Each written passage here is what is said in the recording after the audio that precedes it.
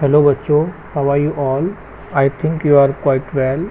आज मैं आप लोगों के लिए लेकर आया हूँ next topic of class 10, the fundamental theorem of arithmetic. तो every composite number, according to this theorem, every composite number can be expressed और factorised as a product of primes, and this factorisation is unique apart from the order in which the prime factors occur। तो यहाँ पे दो बातें आई हैं, एक तो हमारे पास आया कंपोजिट नंबर, इसे समझेंगे, एक आया है प्राइम नंबर। तो हर एक कंपोजिट नंबर को कन्वर्ट किया जा सकता है प्राइम नंबर्स में या प्राइम फैक्टराइज किया जा सकता है। तो दो चीज़ें हैं तो हमारे पास हैं, यहाँ पे समझते हैं। पहले यहाँ पे एक कॉलम बना लेंगे अपना।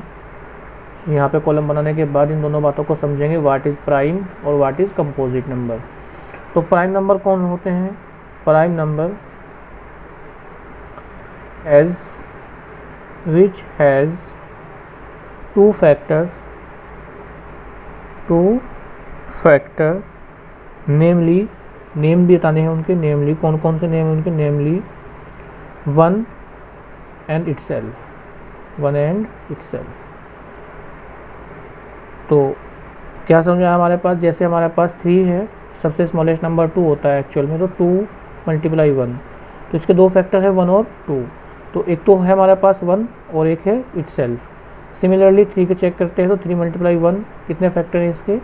3 और 1, यानी 2 फैक्टर है, एक तो 1 है, दूसरा इटसेल्फ। अब नेक्स्ट करते हैं हम लोग कंपोजिट नंबर के बारे में बात है, क्योंकि कंपोजिट नंबर की बात की है क्योंकि एवरी कंपोजिट नंबर को कन्वर्ट किया जा सकता है प्राइम फैक्टराइजेशन में।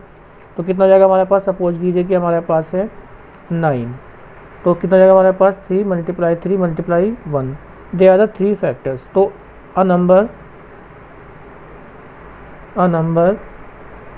Which has more than 2 factor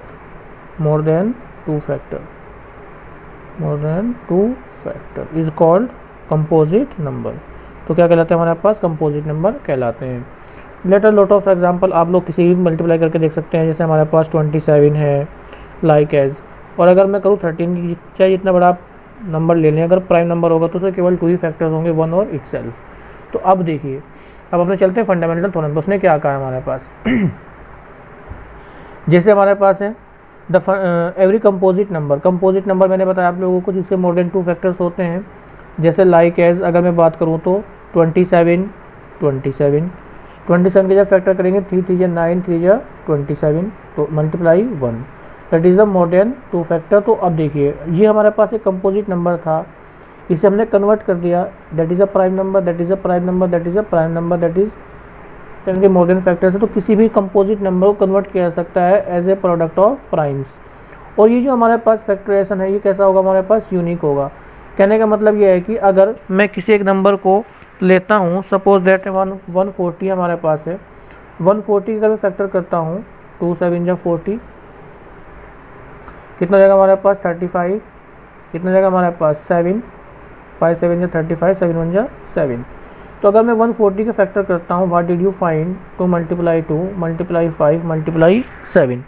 तो इस तरीके से हम लोगों को क्या मिलेगा कि 2 × 2 × 5 × 7। तो इसने ये कहा है कि जो 140 के जो फैक्टर हैं वो केवल और केवल यही हो सकते हैं, इसके अलावा इसके कोई फैक्टर और नहीं हो सकते। अपार्ट, फिर इसने अपार्ट की बात की है बजाय इसके, apart from the order in which the prime factors occur. तो ऑर्डर मैटर नहीं करता। क्या मतलब हो जाएगा हमारे पास? जैसे 140 है तो आप लोग को 2 × 5 को यहाँ लिख सकते हैं, × 2 × 7। तो अगर उसके बाद फिर यूनिकनेस, अब देखिए सर आप तो कह रहे थे कि यूनिकनेस होते हैं, यूनिक होने का मतलब ये प्राइम जो फैक्टर्स हैं इसके और यही केवल और केवल यही हो सकते हैं, 140 के फैक्टर इससे ज़्यादा नहीं हो सकते। बस क्या कर सकते हैं हम लोग, जो हमारे पास प्राइम्स आए हैं, factorisation is unique apart from the order in which the prime factors occur. तो जो इनका ऑर्डर है वो क्या हो सकता है हमारे पास? चेंज हो सकता है। अगर मैं यही बात अगर देखो, अगर हम छोटी क्लास अर्लियर क्लास में पढ़ते थे हम लोग, पहले हम क्या करते थे, जैसे 240 को ही ले लें हम अभी 140 को, तो क्या करते थे? सबसे पहले सबसे छोटा प्राइम नंबर ढूंढते थे 2, तो उससे डिवाइड करते थे, 70 आता था हमारे पास।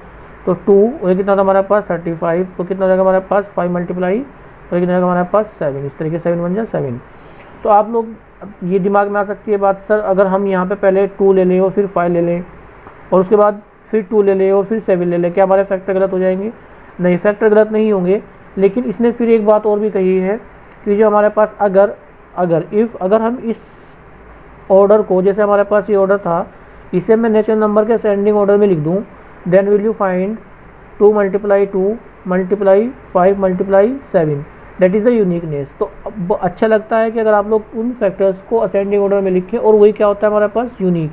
यानी कहने का मतलब यह है कि लिख भी तो इस भी सकते हैं, ऑर्डर मैटर नहीं करता, लेकिन ज़्यादा सूटेबल तरीका है कि आप लोग पहले नेचुरल नंबर के असेंडिंग ऑर्डर को लिखें। तो ये थी हमारे पास थ्योरम कि कोई भी कंपोजिट नंबर को कन्वर्ट किया सकता है, किसी भी कंपोजिट नंबर को कन्वर्ट किया जा सकता है as a product of primes. तो इसके बेस पे हमारे यहाँ बहुत लेटर ऑफ क्वेश्चंस हैं, एग्जांपल्स हैं, तो उन्हें करते हैं और देखते हैं कि किस तरीके से ये वर्क करता है। 1.2 NCERT क्लास 10th, ये आप लोगों को करना है। देखते हैं very first question number 1,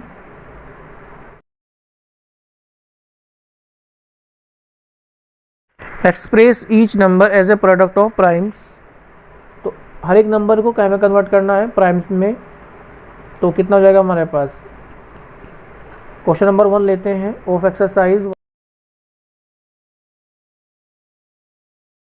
NCERT class 10th। Very first question, express each number as a product of prime factors. तो कितना जाएगा हमारे पास 140, सबसे पहला जी तो हम कर भी चुके हैं, तो यहाँ पे कर सकते हैं आप लोग। तो 270 हो गया हमारे पास, ये कितना हो गया 35, ये कितना हो गया हमारे पास 5 7 जा 35, 7 1 जा 7। तो ईच नंबर को, ईच कंपोजिट नंबर को कन्वर्ट किया जा सकता है प्राइम फैक्टराइजेशन में। और वो कैसा होता है हमारे पास, इसके 140 के केवल यही फैक्टर्स हो सकते हैं, इसके अलावा और कुछ नहीं होंगे। That is our answer. तो आप चाहे तो इसे पावर के फॉर्म में भी लिख सकते हैं, 2 मल्टीप्लाई 2 मल्टीप्लाई 5 मल्टीप्लाई 7। तो यही क्या है हमारे पास इसका आंसर। आप लोग इस तरीके से करके इस तरीके से ढाल लेंगे, इसे इस तरीके से कर लेंगे, तो ये हमारे पास इसके फैक्टर्स हो जाएंगे। Second part of that number question 156। तो 156 के फैक्टर करेंगे तो यहाँ पे कर लेंगे, बराबर में साइड में कर लेंगे 156। आप भी कर सकते हैं वैसे, हालांकि रफली वर्क है। कितना हो जाएगा हमारे पास, 2 से डिवाइड करेंगे तो कितना हो जाएगा 2 7 जा 14, और ये कितना हो गया हमारे पास 2 8 जा 16, 2 3 जा 6 और 2 3 जा 9, 2 9 जा 18। कितना हो जाएगा हमारे पास 3 से डिवाइड हो जाएगा, कितना हो जाएगा हमारे पास 13 1 जा 13। तो 156 को लिखा जा सकता है as a product of prime because of ये प्राइम, ये प्राइम, ये प्राइम, ये प्राइम। कितना जाएगा हमारे पास 2 multiply 2 multiply 3 multiply 13, that is our answer. या तो फिर इसे इस तरीके से भी कर सकते हैं, 2 की पावर 2 मल्टीप्लाई 3 मल्टीप्लाई 13, 2 की पावर 2 कर लेंगे और मल्टीप्लाई 3 मल्टीप्लाई 13। उसके बाद इसका थर्ड पार्ट है हमारे पास से 38 और 25।